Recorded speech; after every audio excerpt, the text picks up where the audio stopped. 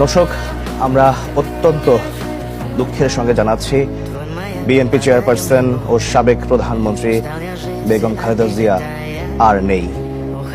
আজ সকাল 6টায় রাজধানীর এভারকেয়ার হাসপাতালে শেষ নিঃশ্বাস ত্যাগ করেন তিনি।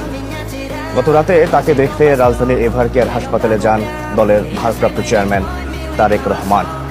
এছাড়াও হাসপাতালে যান বিএনপি মহাসচিব মির্জা ফখরুল ইসলাম আলমগীর।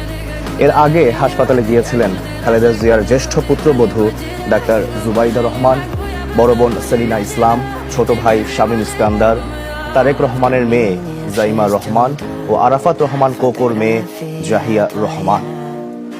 Горят воспоминания о тебе.